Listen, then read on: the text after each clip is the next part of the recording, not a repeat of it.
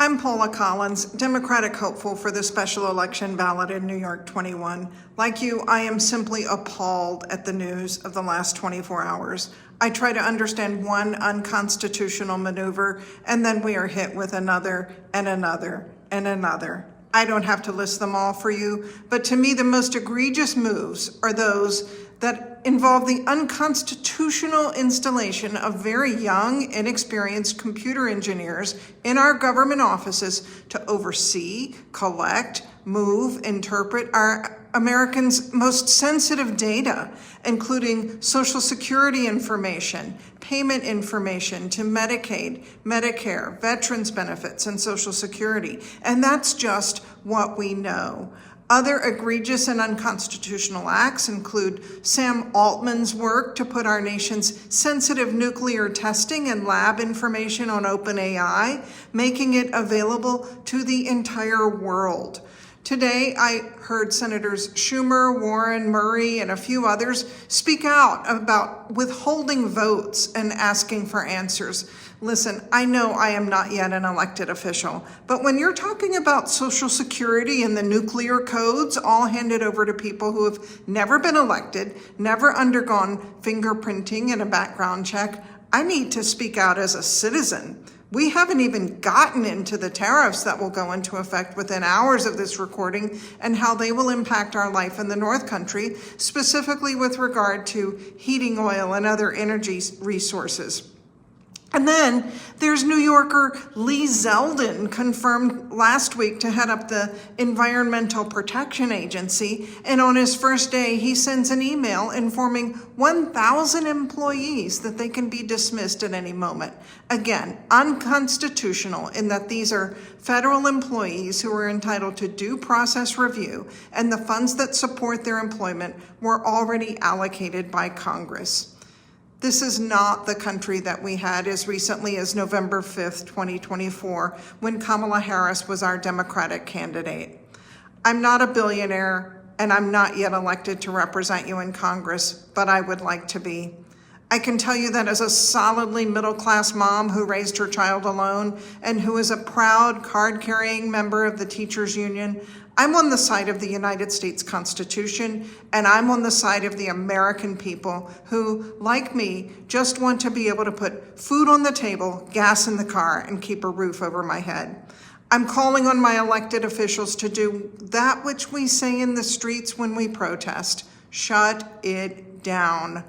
Do not vote to approve any of Trump's nominees. Do not vote yes on any Republican proposed legislation.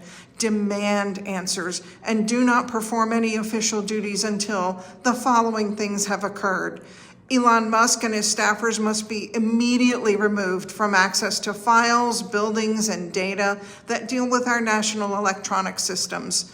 Trump must rescind all threats to our allies, not just offer the 30-day window he has negotiated today with Mexico and Canada. All threats, including but not limited to Mexico, Canada, Panama, Greenland, and Colombia.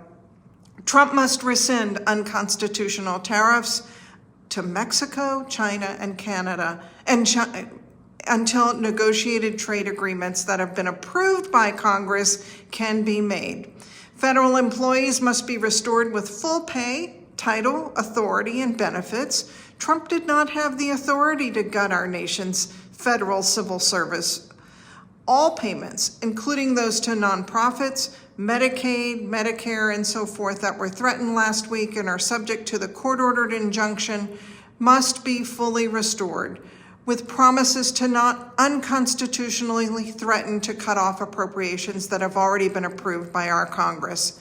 Our states have some authority in this and the ability to act with aggression. Each wage earner in our country pays FICA. Our states could instruct payroll processors to withhold these payments and put them in escrow, not send those funds in until we have recovered the constitutional basis for our government. I'm not saying don't collect it. I'm saying have the states hold on to it in escrow until sufficient negotiations have been reached with the Trump administration. Our states have the legal basis to resist the ICE raids, and the basis for that is from none other than the state of Texas, which sought to develop its own immigration policies under President Biden, and that litigation is still pending. Look, I know immigration is a top priority in our upstate Swanton sector, but none of us wanted children to be afraid to go to school or workers to fail to show up to work. We had a bill that had bipartisan approval to grant work visas, greater enforcement, and more judges. We need to reopen our access points 24/7, not this 12-hour shift we currently have at many New York border crossings. The current administration is engaged in shock and awe. On immigration, New Yorkers want real and lasting solutions. Now, I'm speaking to you as a New York 21 voter. I remain hopeful that I will be the nominee to the ballot. All I can say is that we should know something in the next several days. In the meantime, demand of your elected officials that they not just talk, demand that they take real action. It's what I would expect you to do of me if and when I take the oath of office. And remain tuned in. We will get through this. Our country will look different when this is over, but we will have a country. Bill Clinton said, "There's nothing wrong with America that cannot be fixed by what is right with America." I leave you with a reminder from the Reverend Dr. Martin Luther King, who asked us to remain alert through a great revolution. Let's talk again soon.